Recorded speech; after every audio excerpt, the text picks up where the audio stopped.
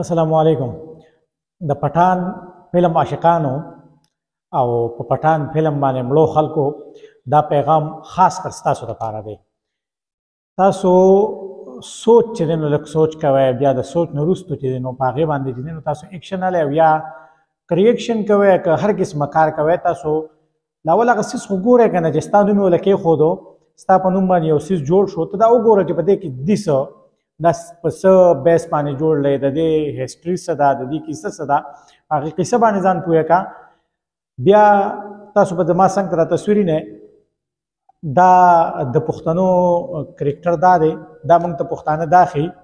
ستا پښتون چې دی هغه دا لباس استعمالي. لږه مهرباني وکړئ کله چې هم ریاکشن کوئ، لکه لګیا دي زموږ خلک لګیا دی چې شاهرخ خان یو فلم جوړ کړی دی او دا خو د پښتون نوم چې دی نو اوچت کو، پښتنو دپاره همیشتن ښه کار کړی دی. او ګوره کله به هم د چا په څه دغه باندې نه دوکه کېږئ، تر دغه پورې چې تر کومې پورې تاسو د هغه څه کتلي ني، د هغه دا فلم تاسو وګورئ، یو ټریلر ریلیز شو یا فلم ریلیز شو نو موږ هغه کتلي ني، خو بس هغې له هوا ورکو چې پټان فلم دا د پښتون په پیور کې جوړ دی او دې کې چې دی نو د پښتون دا دي، د پښتون دا دي، د پښتون تاسو ماته دا ووایئ په هغې فلم کې هغه داسې د پښتون د کم پښتون قصه یې راغستې ده، د کم پښتون د کتاب نه لیکلي کړي دي، د کم پښتون نه ثقافت یې زده کړی دی، د پښتون څه پکې راغستي. تاسو خو ماته صرف دا ووایه که نه، صرف پټان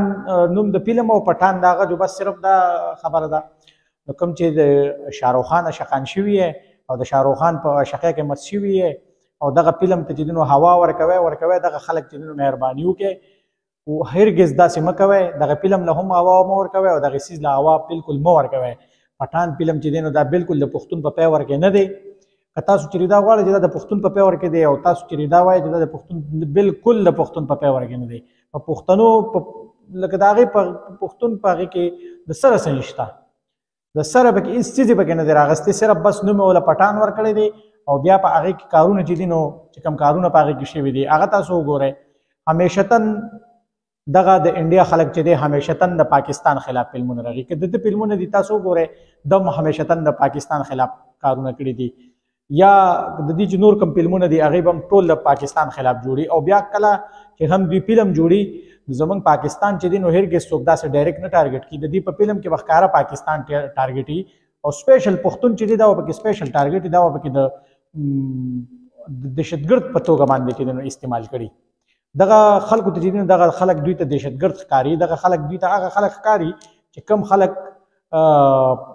مرګ جوب لیکي او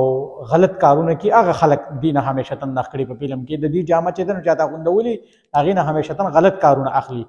نو تاسو ولې داسې د دې فلم په پیور کې شوي یې؟ نو مهرباني وکړئ د فلم له هوا نوره مه ورکوئ. پټان فلم چې دی نو دا بلکل د پښتون په پیور کې نه دی، د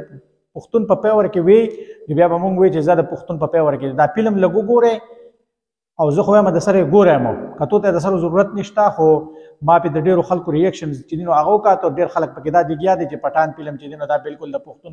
په پیور کې رخ شوی دی او پښتون او پټان هر سړی پټان ورکي، خو د دې پټان فلم نه خو ځان خبره کړه چې په دې پټان فلم کې دننه څه دي. تاسو ته پته نه چې کله هغې د فلم له پټان نوم کېښود نو په انډیا کې یو غوغا جوړه وه، یو غیمه وه، یو ملک خلکو په سر راغستی، خو چې کله هغې ته د هغې فلم هسټرۍ د هغې فلم پته ورته لګېدلې ده نو اوس هغې چې دي نو مکمل دفه شوي دي، مکمل غلي شوي دي.